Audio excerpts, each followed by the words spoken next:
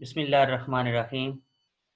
اللہ کے نام سے شروع کرتا ہوں جو بہت ہی مہربان، ہمیشہ رحم فرمانے والا ہے۔ عزیز طلباء و طالبات، السلام علیکم ورحمۃ اللہ وبرکاتہ۔ میں professor Muhammad Shamim on line classes کے پلیٹ فارم سے آپ سے مخاطب ہوں۔ امید ہے آپ سب بخیر و عافیت ہوں گے۔ اللہ تعالیٰ ہم سب کو ہر قسم کی آفات و بلیات، بالخصوص کرونا وائرس جیسی مہلک وباؤں سے محفوظ و مامون رکھے، آمین ثم آمین۔ آج ہم انٹرمیڈیٹ پارٹ 2 کی کتاب اردو لازمی سرمایہ اردو کے سبق نمبر 1 مناقب عمر بن عبدالعزیز سے اپنے اسباق کا باقاعدہ آغاز کریں گے۔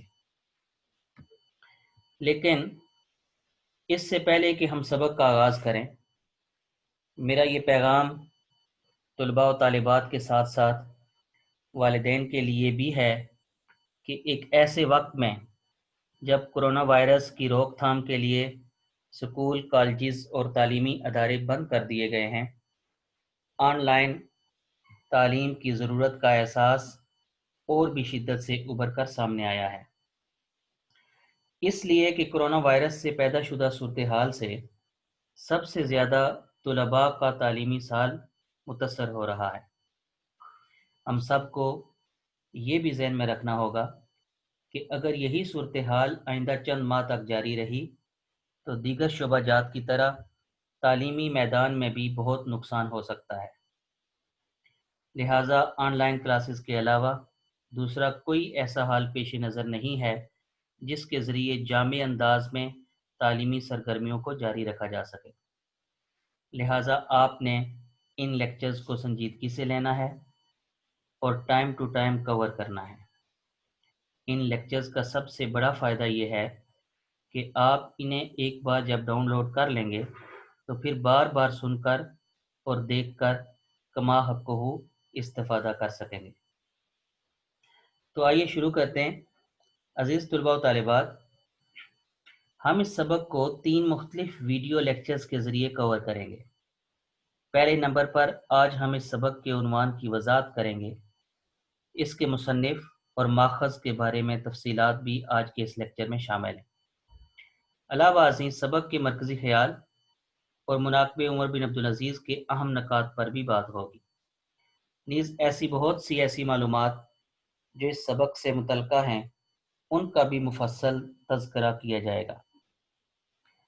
دوسرے لیکچر میں سبق کا خلاصہ بیان کیا جائے گا، جبکہ تیسرے اور آخری لیکچر میں مشقی سوالات کا حل کیا جائے گا، جس میں امتحانی نقطہ نگاہ سے بعض انتہائی عام عبارات اور جملوں کی وضاحت، محاورات کا جملوں میں استعمال، کثیر الانتخابی سوالات کے جوابات اور منتخب پیراگرافز کی سیاق و سباق کے حوالہ سے تشریح شامل ہے۔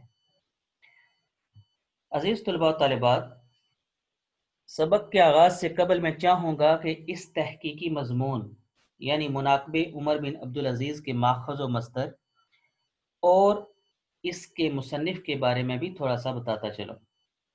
ماخذ اور مصدر سے مراد جہاں سے اسے لیا گیا، یعنی وہ کتاب جہاں سے آپ کی اردو لازمی کے مؤلفین نے اس مضمون کو آپ کی کتاب کے لیے نقل کیا۔ عزیز طلباء و طالبات، سبق کے مصنف علامہ شبلی نعمانی 19ویں اور 20ویں صدی کی ایک معروف محقق اور سیرت نگار شخصیت ہیں، جن نے اپنی بے بہا اور قیمتی نگارشات سے علمی دنیا کو مالا مال کیا ہے۔ انہوں نے سیرت النبی کے نام سے کتاب لکھی ہے جس کا بدل غالباً عربی زبان میں بھی نہیں ہے۔ علامہ شبلی نعمانی کی پیدائش اعظم گڑھ کے ایک گاؤں بندول جیراج پور میں 1857 میں ہوئی تھی۔ ابتدائی تعلیم گھر پر ہی مولوی فاروق چریا کوٹی سے حاصل کی۔ 1876 میں حج کے لیے تشریف لے گئے۔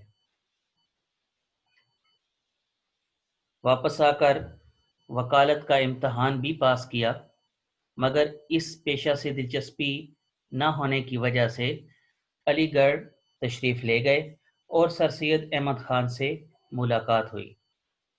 چنانچہ علی گڑھ کالج میں فارسی کے پروفیسر مقرر کر دیے گئے۔ یہیں سے شبلی نے علمی اور تحقیقی زندگی کا آغاز کیا۔ پروفیسر آرنلڈ، جو کہ علی گڑھ کالج میں تدریس کے فرائض سر انجام دے رہے تھے اور فرانسیسی کے پروفیسر تھے، ان سے فرانسیسی سیکھی۔ 1892 میں روم اور شام کا سفر کیا۔ 1898 میں ملازمت ترک کر کے اعظم گڑھ آ گئے۔ 1913 میں دارالمصنفین کی بنیاد ڈالی اور 1914 میں یہ علم و آگہی کا سورج غروب ہو گیا۔ عزیز طلباء و طالبات، شبلی نے اپنی بے بہا اور قیمتی نگارشات سے علمی دنیا کو مالا مال کیا ہے۔ انہی نگارشات میں سے ایک مقالات شبلی بھی ہے، جہاں سے اس مضمون کو لیا گیا ہے جو آج آپ پڑھنے جا رہے ہیں۔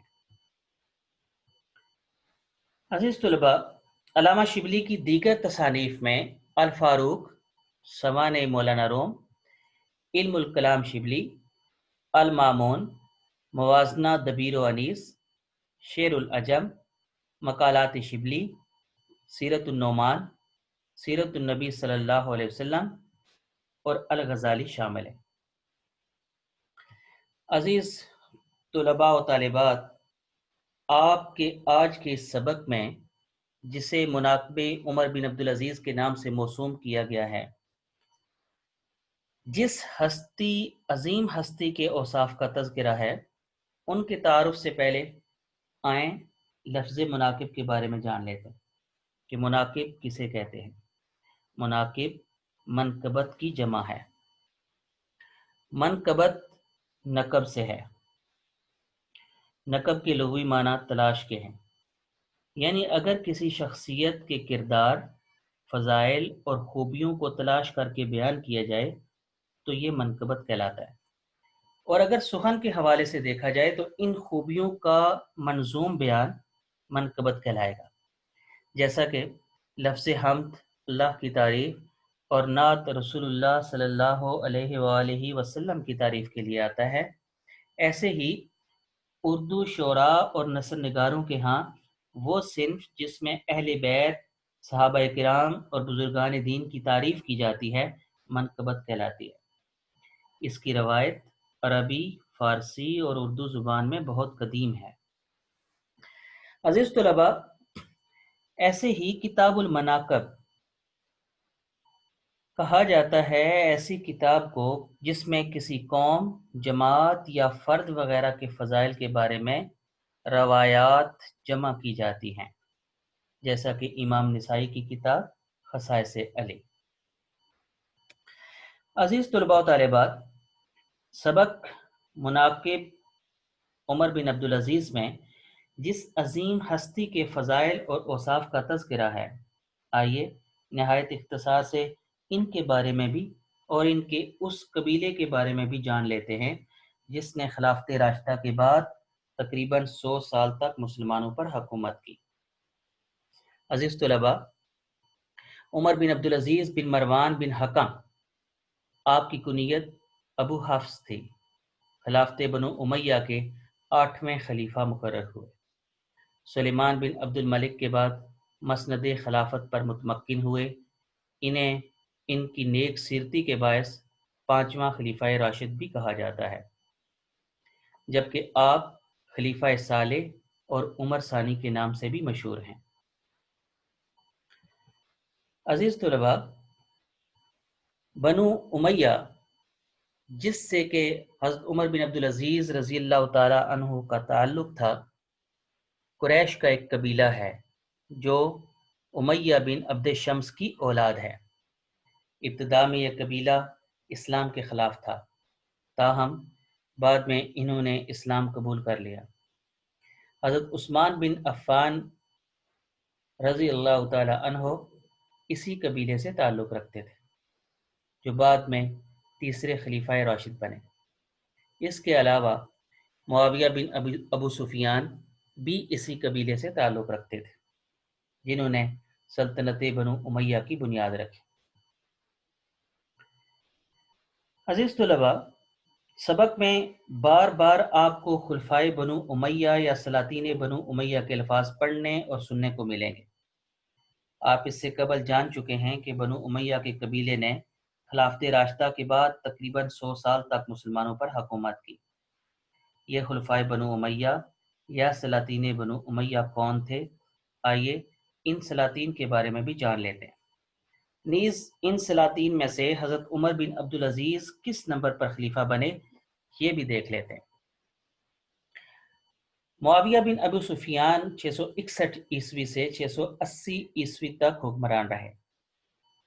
ان کے بعد ان کے بیٹے یزید بن معاویہ 680 سے 683 تک حکمران رہا، اور یہی وہ بدبخت شخص تھا جس کے دور حکومت میں واقعہ کربلا پیش آیا اور حضرت امام حسین رضی اللہ تعالیٰ عنہ اور آپ کے 72 جان نثار ساتھیوں نے جام شہادت نوش کیا۔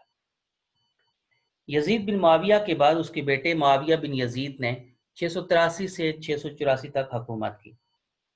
اس کے بعد مروان بن حکم، عبد الملک بن مروان، ولید بن عبد الملک، سلیمان بن عبد الملک یکے بعد دیگرے خلفاء مقرر ہوئے۔ سلیمان بن عبد الملک نے اپنے بیٹے پر یعنی ابن سلیمان پر ترجیح دیتے ہوئے حضرت عمر بن عبدالعزیز کو 8واں خلیفہ مقرر کیا۔ یزید بن عبد الملک عمر بن عبدالعزیز کے بعد خلیفہ بنے۔ حشام بن عبد الملک، ولید بن یزید، یزید بن ولید، ابراہیم بن ولید اور مروان بن محمد وہ خلفاء ہیں جو کہ اسی خلفائے بنو امیہ سے تعلق رکھتے ہوئے یکے بعد دیگرے مسند خلافت کے اوپر متمکن ہوتے رہے۔ عزیز طلباء، آپ نے سبق کے آغاز سے قبل بہت سی ایسی معلومات حاصل کر لی ہیں جن کا براہ راست تعلق آج کے ہمارے اس سبق کے ساتھ تھا۔ یہ سبق کس کے بارے میں ہے؟ اس کا مرکزی خیال کیا ہے؟ آئیے اس پر بھی نظر ڈال لیتے ہیں۔ علامہ شبلی نعمانی نے علامہ ابن جوزی کی تصنیف سیرت العمرین سے ماخوذ حضرت عمر بن عبدالعزیز کے ان اوصاف حمیدہ کا اس سبق میں تذکرہ کیا ہے جو ان کے اخلاق، عدل و انصاف اور غیر مسلموں سے ان کے طرز عمل سے متعلق تھا۔